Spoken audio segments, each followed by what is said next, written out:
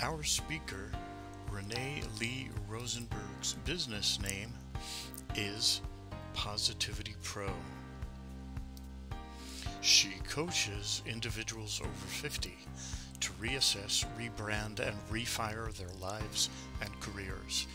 A National Speakers Association member for 20 years, she presents in the US and Europe, virtually and in person, on mental health, generations, age agility, decision-making, transition, and well-being. Renee's been interviewed on ABC Eyewitness News, MSNBC, and Italian TV. Her book, Achieving the Good Life After 50, helps readers plan a fulfilling career and life transition. Her clients describe Renee as passionate, authentic, inspiring, and funny. And without further ado, I turn it over to Renee. Can you all hear me? Yes, we can hear you. Sarah Lee, raise your hand if you can hear me. Oh, perfect. You can hear me. Okay. All right. Well, this was just, oh, good. This is just a little bleep. Okay. This is what happens sometimes when you're not in a room that you're familiar with and you're not in a space that's familiar to you. So let's get started. Obstacles getting you down. 7 steps to stay positive. This is my talk that I just love giving when it all works out well, and it will be perfect from now on because this is an obstacle that's not going to get me down because I'm speaking about being positive and staying upbeat. And so let's look at my first slide. I want to ask you, who do you think is the older worker in this slide? Welcome, Minette. Oh, okay, I can let you in. Okay, who do you think is the older worker in this slide? Do you think it's Edna, who's over here on this side? Do you think it's the gentleman on the other side, Gary, who is in his 60s, and David? Who do you think is the older worker? Anyone give a guess?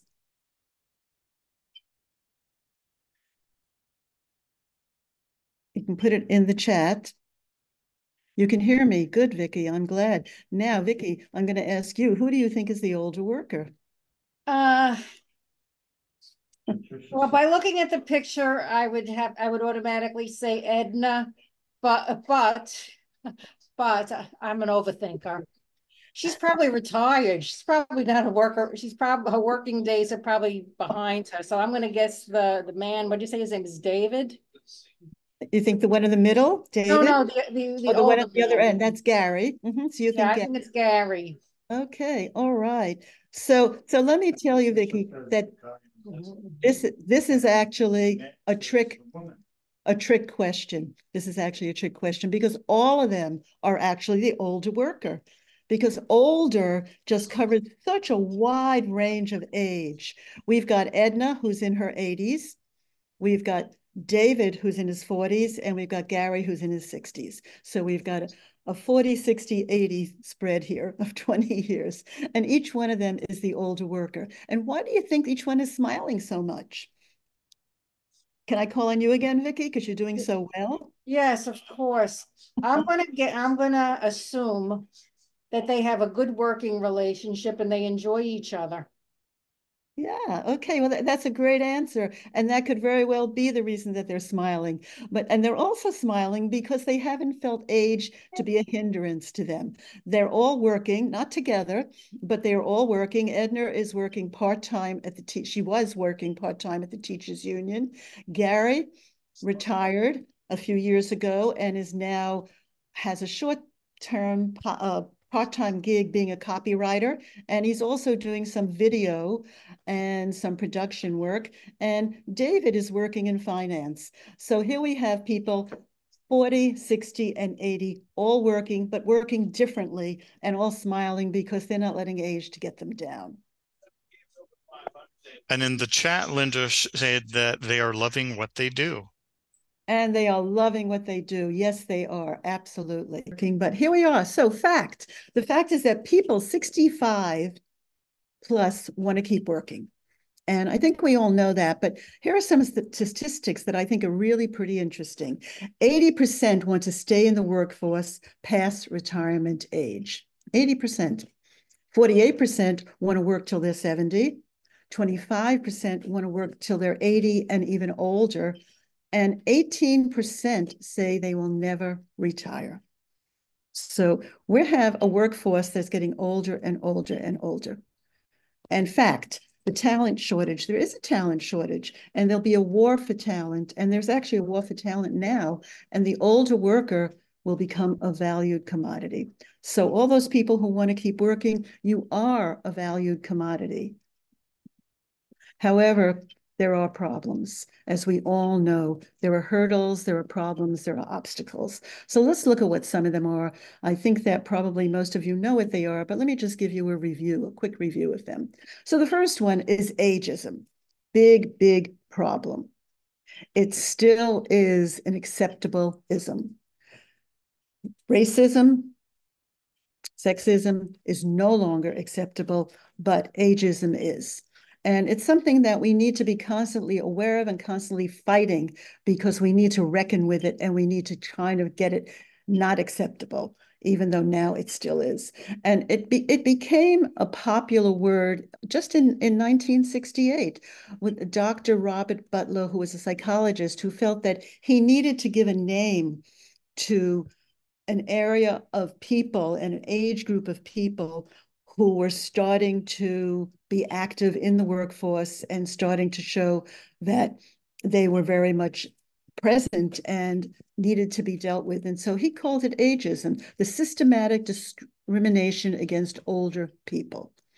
And this is one of the major problems that we have today. Another problem that we have actually was something when George Burns said, before I go on to the next problem, George Burns said that when I was young, I was called a rugged individualist.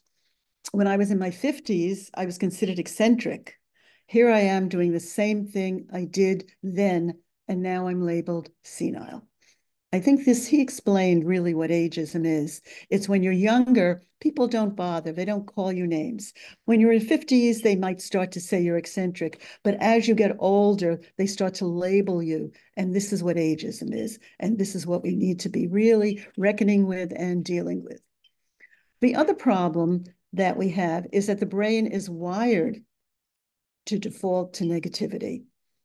How many of you wake up in the morning and say, oh, another day, I have to go to work, or I have to get up, or I don't want to get up, or when maybe you miss the bus and you start complaining about the bus. We are wired to be negative, and we're wired to be negative because we're predisposed to be negative based on the history of the brain. And in the chat, Linda said, oh, yes. Linda, I know that well. Yes, Linda. When you wake up in the morning, you have to start singing. That's what's really important. But we have a my side bias. We are negative and we are predisposed to it. And we need to train the brain to be more positive.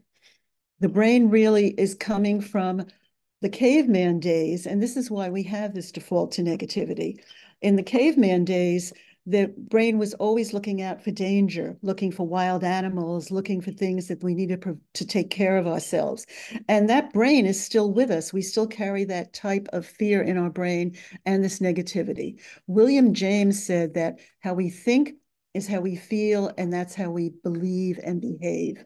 So if we're thinking negative and the brain is wired to default to negativity, then we start to feel negative and we start to behave in that way. And this is very bad for your health. It's very bad for success. If you're in job search, it's very bad for longevity. So we need to think of how can we change to a positive attitude. And I'm going to talk about that in a few minutes. But now, really what's happening is that we're caught up in the shoulda, woulda, coulda, the I must, the what ifs. How many of you find yourself saying some of these words sometimes? These are all the negative words that spin around in our head on a constant basis. I'll never, why me? I'm too old. If you're in job search, who will hire me? I can't get an interview.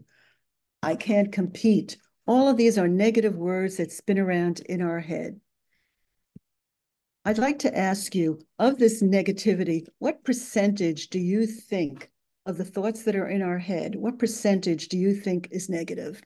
And why don't you put that in the chat? Anyone know? Anyone want to take a guess? Linda said 90%. 90%. That's pretty high, Linda. Vicky said 75. Okay, well, it could be 90, but most people say now it's 75. But I just heard that it's gone up to 80. So, but when I was working on these slides, and I was looking and doing my research, it was still 75%. And how many thoughts do you think are in your mind on a daily basis?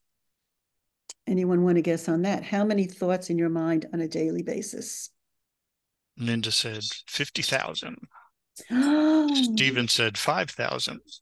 Okay, Stephen's a little closer. Linda, no wonder you're exhausted. Minette said 150. 150, Minette.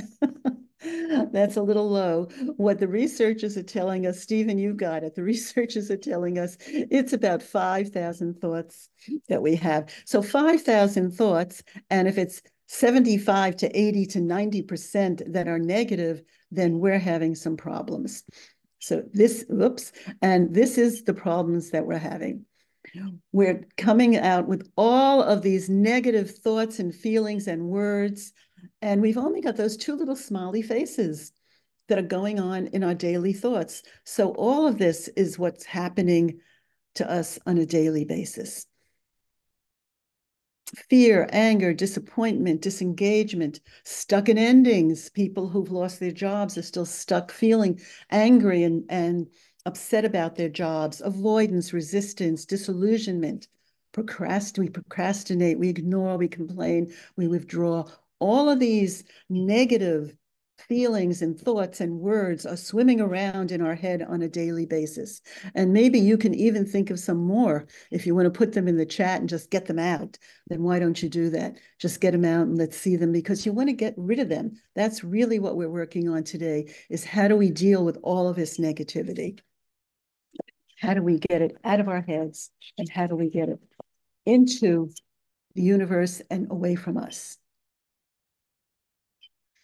So I want to ask you, this is a picture of what? Why don't you put in the chat? What do you see in this picture?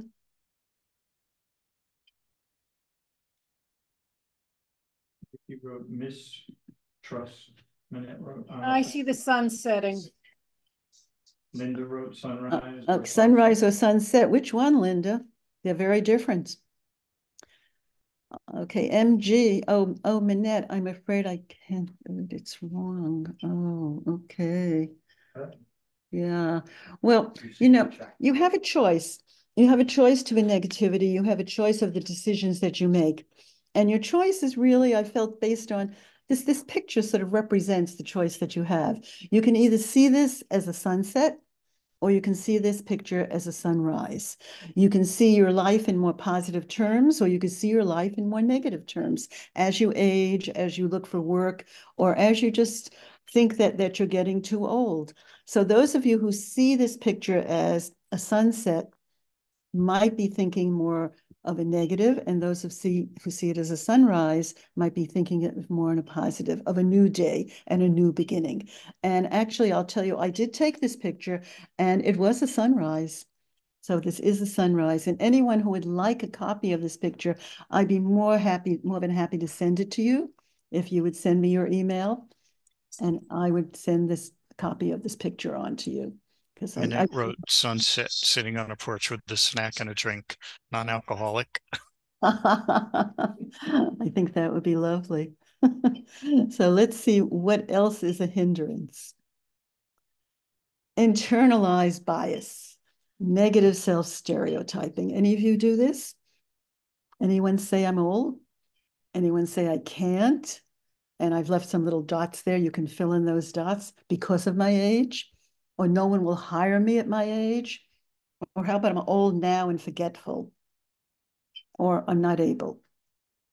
All of these are negative self-stereotyping, negative internalized stereotyping biases that we have, that we don't need someone else to be negative about us, we can do this for ourselves, and we do it very well. Are there any more that you can think of? Any other negative thoughts that go on in your mind, in your head about your age and about your bias? Anyone have any other thoughts on that? Let me see what's in the chat here. Nothing yet. So I do know that so many of my friends who are getting older will say to me, oh, Renee, I'm getting so forgetful. And I just don't remember so many things anymore as I used to. And what I'd like to say to you, if this is something that you've been saying to yourself, is that you need to, hopefully you have a friend who knew you when you were younger, because just recently a friend of mine, Gail, who knows me since I'm 12, said to me that I was always forgetful and I was always absent-minded. So now my health is declining. No one will listen to me. My body doesn't feel good. My joints are so achy. Oh my gosh, who said that? Jeffrey, thank you for sharing that. Oh, Minette. Oh, okay, Vicky. Yeah. Okay, can you see how when you say this, my body doesn't feel good? Oh, Vicky, yeah. No one will listen to me.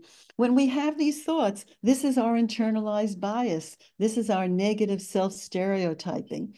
And these are all negative words. And what happens is that this creates, as William James said, the father of modern psychology, he said that the way we think, these are the words that we use, and this is how we start to behave. So if you start saying these words and thinking these words, then you will start feeling this in your own behavior. And this is not good. It's not healthy. It really affects your longevity. It affects your well-being, and it affects your mental health. The next myth that we have that really is an obstacle and a hindrance are the myths. And the myths are what people believe. You know, we believe that older workers are set in their ways, or no jobs for people over 50, or best to find a job when in a job. Have you heard these myths before? Do you have any other myths that you've heard that we all start to believe because we think they're real? The truth is they're not real. They're just myths. They're myths. They're not real. And we've got to get them out of our head and not believe them. So are there any others? Anything else coming up in the chat, Jeffrey? Vicky wrote, I can't pick up new skills. I'm too old to learn. Oh, yes, that's right. Vicky, it's a myth. Get it out of your head and start to put something positive into your head to say that you can learn these skills. Because once you start believing this, this is how you start to feel and you start to act. And this is not a healthy way if you want to have a successful, happy aging process, because we're all aging, but we want to be happy and healthy, and we don't want to fall to these myths. We don't want to be victim to them. Oh, where did that person come from? Okay. Okay, and here's our fourth negative hindrance obstacle problem. This is a picture of a woman from the New York Times front page in September 2010. So it's not that recent, but I use it all the time and as an example of how the media is really influencing us negatively.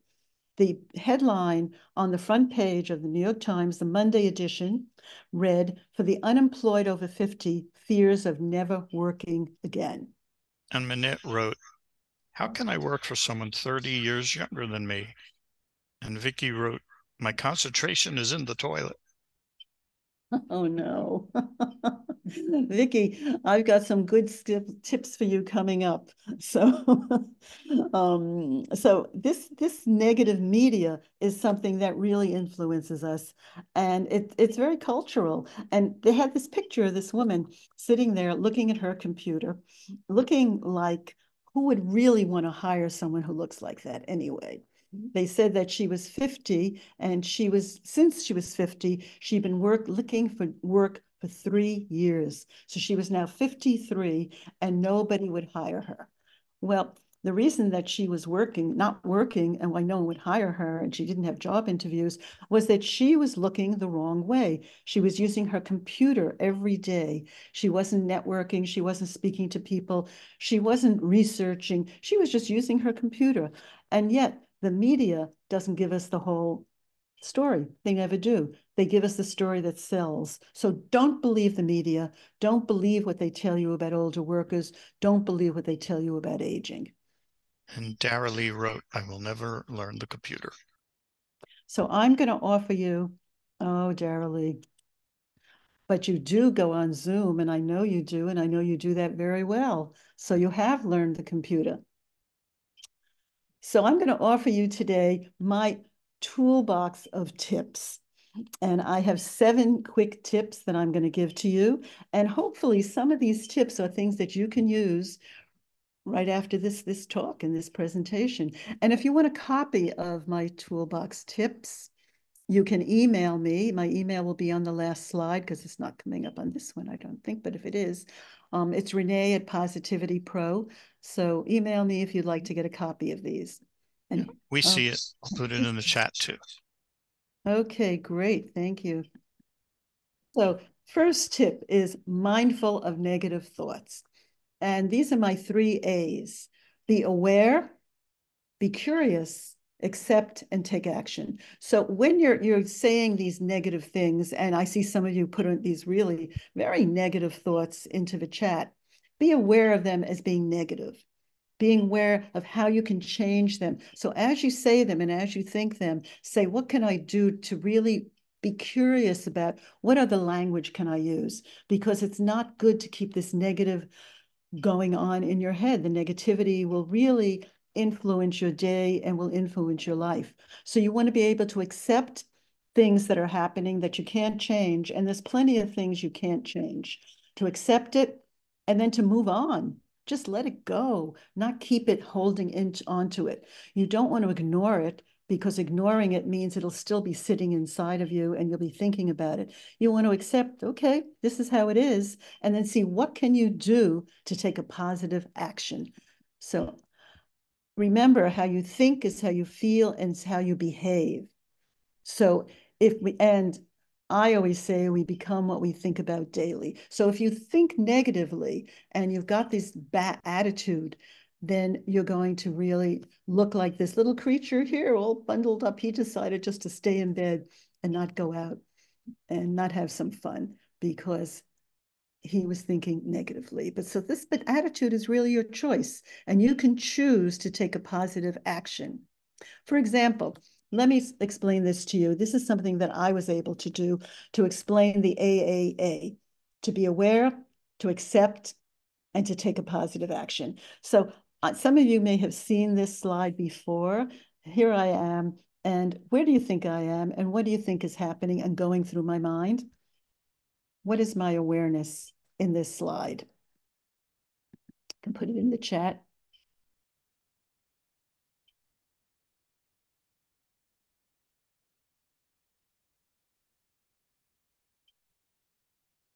Anyone? Or do you want to just unmute yourself? Can we do that, Dan? Yeah. No? Okay. Want to unmute yourself and just tell me, what do you see in this slide? Gosh, I can't. Minette wrote, freezing in Florida. That's right. And Vicky wrote, I think you are thinking about summer fun coming up. Yes, I was. Yes, I was.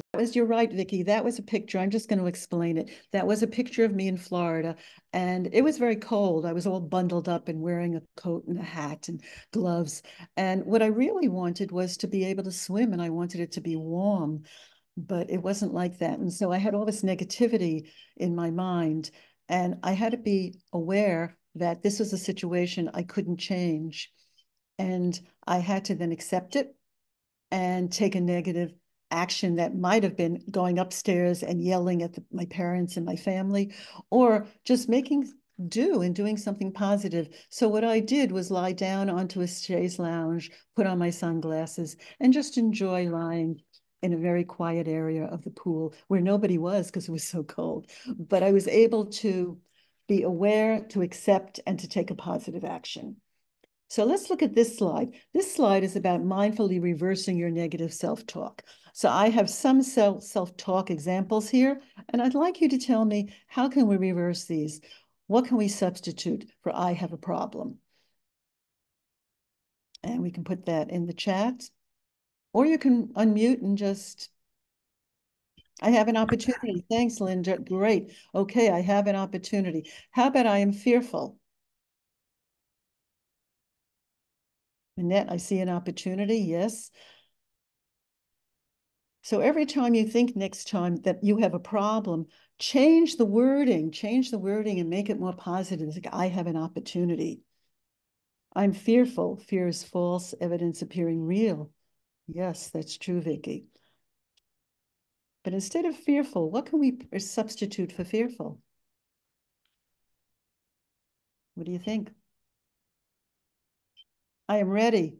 Okay, I'm organized. Yeah, anything that's positive. How about I'm hopeful?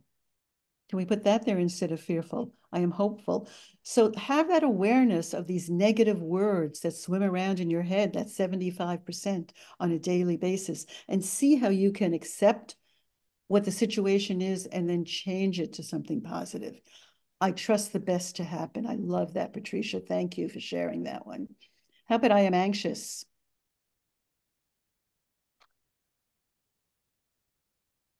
I'm anxious, but I'll do it anyway.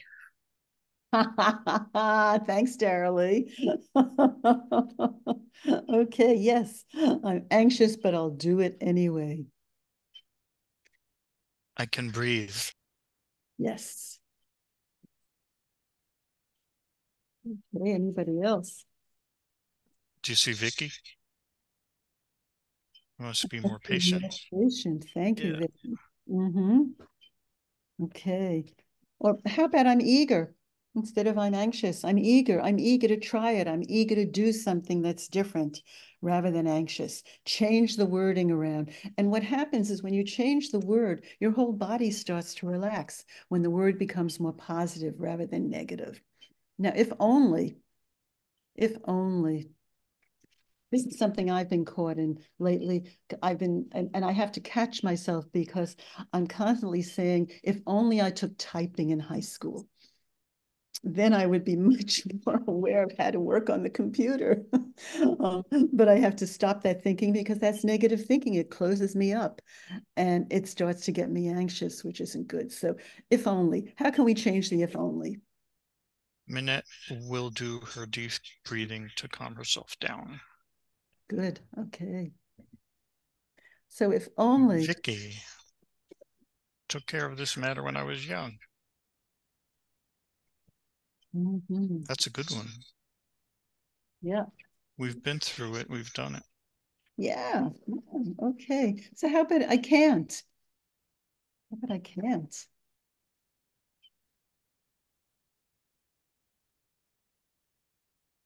But I'll learn how. Thank you, Linda. I can. Yes, yes, yes. And Vicky, I must try. Yes. Okay. Vicky, I'd like you to write that down. I must try. That's right. I must try. And it's okay what happens as long as you're trying, because that's more positive, and that's what we really want to be looking for.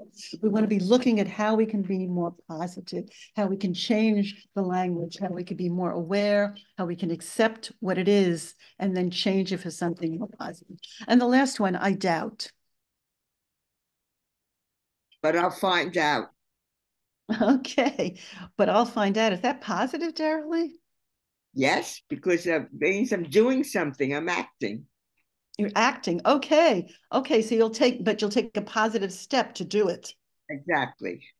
Perfect. Okay. I am confident. Vicky, I love that. Can you write that one down too? Because you've got a lot of your negative thoughts in there. Now you're coming up with some positive, and that's perfect. I am confident. Linda, I believe.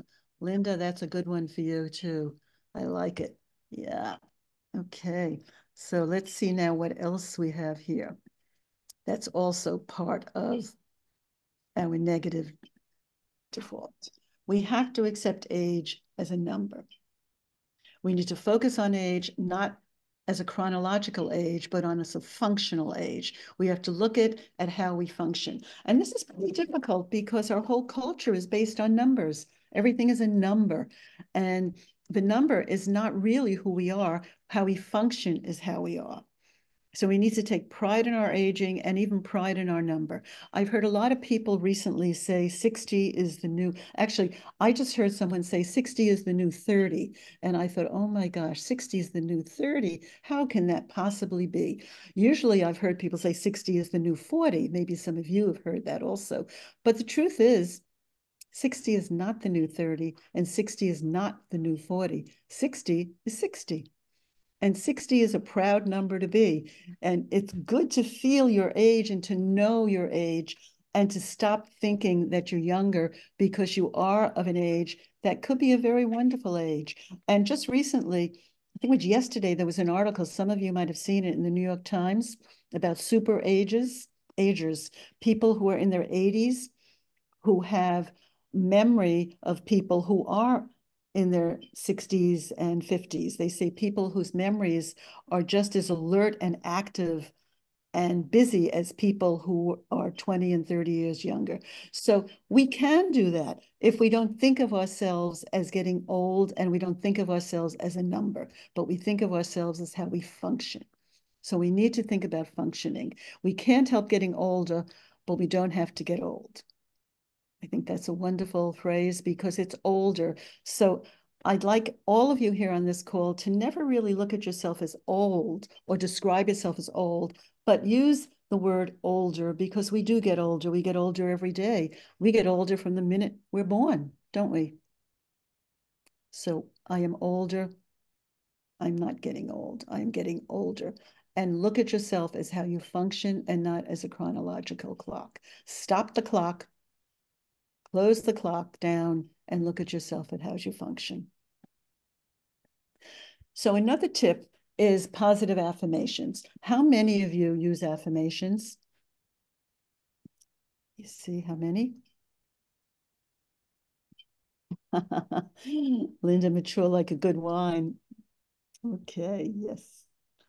And you use affirmations. Okay, so an affirmation is very, but let me tell you about an affirmation before we move on to the positive role models. An affirmation is something that you want to change for the positive. And it needs to be something that you can see in your mind's eye. So it needs to be in the present tense. It needs to start with I because it's about you. So it's not about anyone else. It's about I, present tense, usually about 5 words. It needs to be short so you can remember it. And it needs to be very specific. So it needs to be something that you want to change, you want to improve, you want to do better. And when you do this in this format of the I, the specific, and in the present tense, you're able to see it as a visualization. It becomes real to you.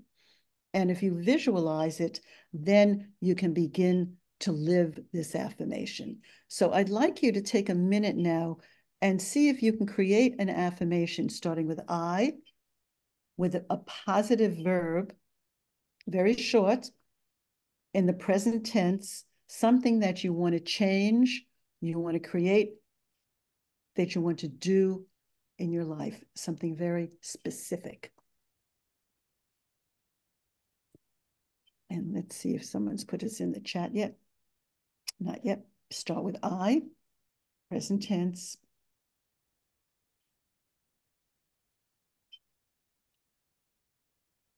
Anyone have one they want to share? You can come off mute if you'd like and share it with us. I am capable of healthier eating. Okay. Vicki, I'm going to ask you to be more specific even, because healthier eating means what? Maybe you want to say one thing. I am capable of eating vegetables. Or maybe a specific vegetable, something that you can actually see yourself doing. Minette, I submit my plays to theaters. Okay, I am submitting. Or my plays are in theaters. How about that, Minette? My plays are in theaters. That you can visualize as something that's real. I can become less sensitive. Okay, and I'm going to ask you to think about that, Patricia. What do you mean about less sensitive? Be more specific so that you can actually see it in your mind's eye and know what it is that you're talking about, that you want to change. I am capable I learned to use the chat. Excuse me? I can learn to use the chat. Dara Lee, that's right. That's very specific and that's very good. Vicky, I'm capable of eliminating junk food. Okay, pick one junk food or two junk foods rather than be, again, specific so that you can see it. You can see yourself doing that. And once you've got an affirmation that you feel good with, I'm going to ask you to write it down on an index card or on a little stickum like this and put it everywhere. Put it on your refrigerator, put it on your front door, put it on your bathroom mirror, put it places where you'll see it so you'll remember it, because you need to be able to repeat it and repeat it and repeat it so it becomes real to you. And it's something that will change behavior. Okay, so the next tip is to identify positive role models. And I've given an example here of two women who were riding and visiting someone at the BBC, and they were in the elevator, and they were telling stories to each other and joking and laughing. And one of the producers of one of the radio shows was in the elevator, and he heard them, and he offered them a radio program. So at 86 and at 90, Beryl and Betty became BBC's radio oldest winners of the Sony Radio Academy Gold Award. Their radio show was the best entertainment, voted the best entertainment show of the year, and they had 20,000 listeners at 86 and at 90.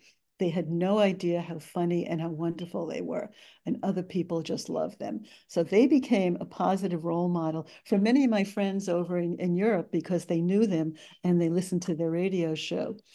But who are your role models? And I'm going to put down some examples here that I was able to do some research on. So Ida Keeling at 102 was the world track record of the older track record of older people over 80, and she died by, well, who was your role model? You know, I had some wonderful role models up there. Maybe some of you saw it rather quickly.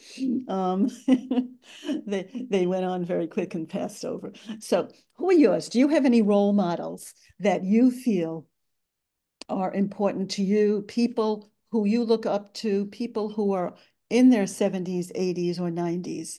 I put down, and I know she's on this call, I put down my personal role model of Dara Lee, who I can share your age, Dara Lee. I think that's okay. Definitely. Thank you. My friend Dara Lee, who's 88, is one of my role models, and you can see how spirited and active she is and how she's going to learn to use the internet. And my other role model is my friend Lorraine, who's 90, who is now writing a book and will be in a one-act, one-person play in a small theater in June. So who are your role models? Who do you look up to as you start to age, and who has aged and has done wonderful things? Do you have role models in your life? Can you see the chat? I am going to look at the chat right now.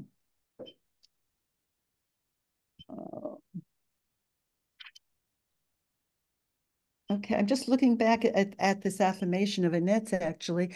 I can finish this project for my client. Okay, that's a very good affirmation. But name the project, Annette. Name the project so that you know exactly what it is. I'm capable of limiting. Oh, good, Vicky. Cake and potato chips. Yes, that's a good affirmation. Carolyn, I enjoy walking. Okay, good affirmation, Carolyn. Good thing to put up on your refrigerator. See it in your mind's eye and make it happen. I can learn to use the chat, Darrelly. Okay. Stevie Nicks. Yeah, Stevie Nicks. Okay, and Marianne. Good. We need, and my friend Esther, Vicky, good. Okay, Viola Davis. Yeah, we need to have role models. We need to have people that we admire and that we really feel are doing great things into their 80s, into their 90s. I had put up on my list Judith Dench, who I believe is 84 now, and Jane Fonda, who I know we all know is aging rather well. Very important to have role models who are aging. there is a group I'm going to mention to all of you that I've just discovered that are in their 60s, and they've just come back and started playing as a group together. And I'm going to have to put their name up in the chat in a minute. But meanwhile, I want to go on to number 5, to develop your personal brand. This is very, I will in a few minutes, Jeffrey, thank you. So I wanted you to develop your personal brand and to differentiate yourself. Very important if you're in job search or if you're just having fun about your life. You want to know how people see you and how people perceive you. Very, very important. So your personal brand is your perception of how others see you, who you are, what you believe in, what you do, how you do it, and how you look. It's really about thinking about how do you want other people to remember you? How do you want to be remembered?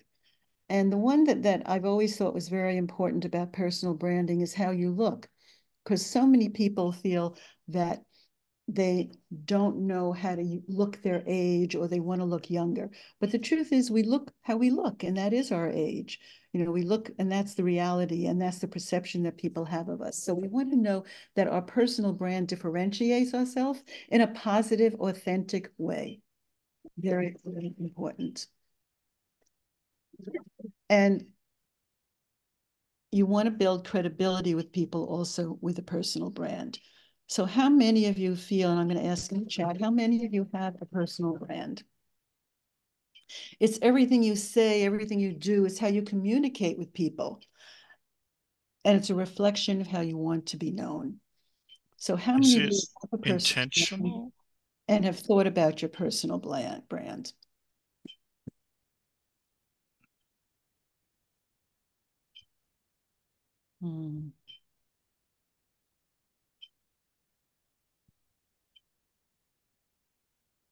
Okay, I don't see anyone coming up with personal branding.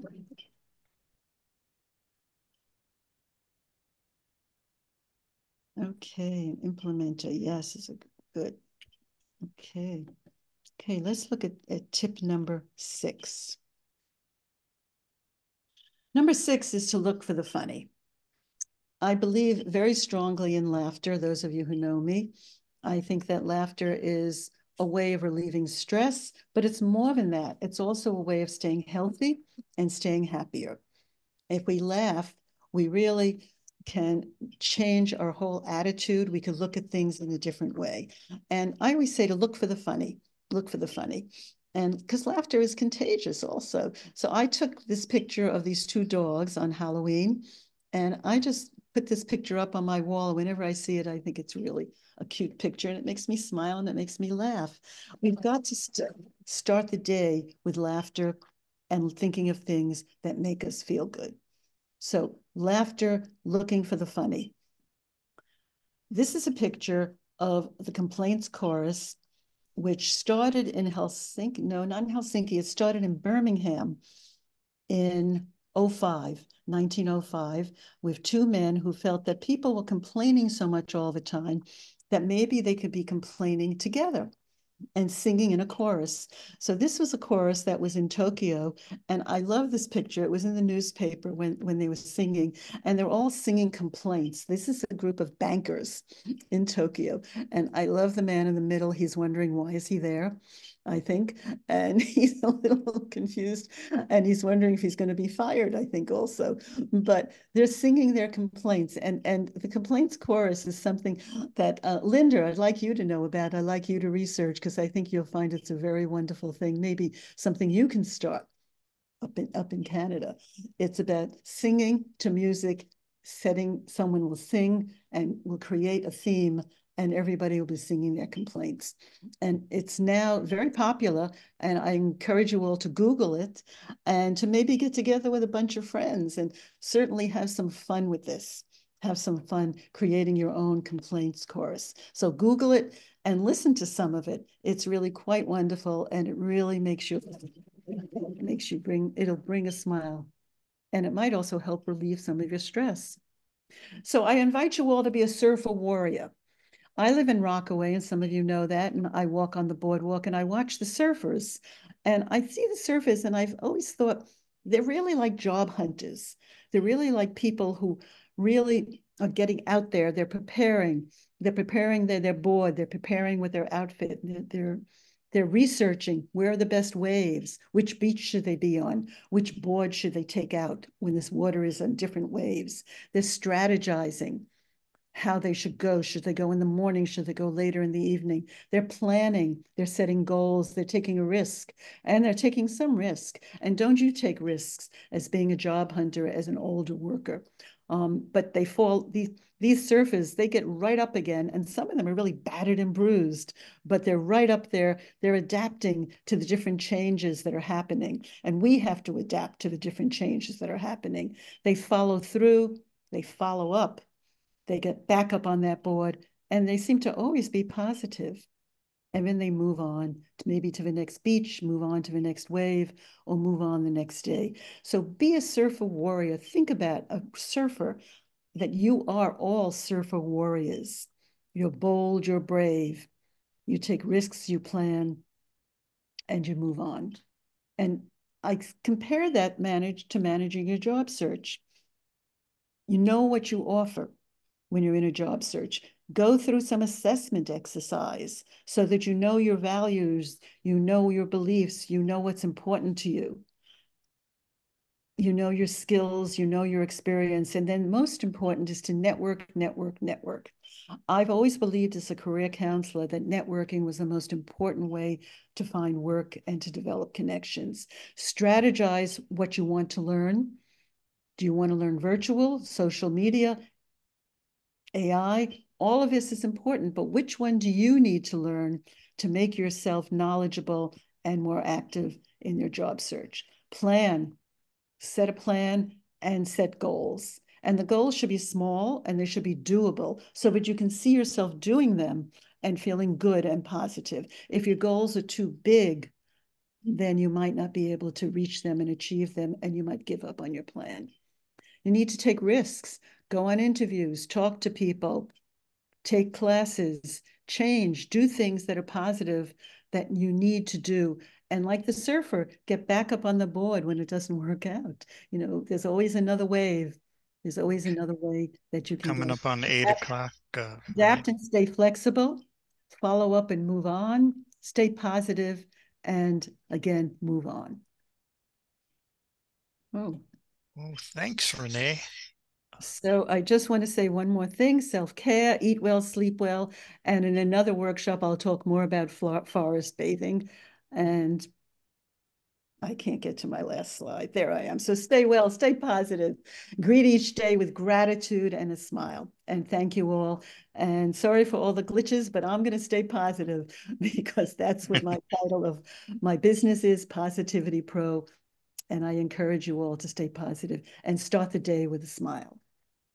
Yes, and that's a good message for us all to learn, is to stay positive. And thank you for joining us for Obstacles Getting You Down, 7 tips to stay positive with our Positivity Pro, Renee Lee Rosenberg. Have a wonderful evening, everyone. And thank you once again, Renee. Take care. Okay. Bye-bye.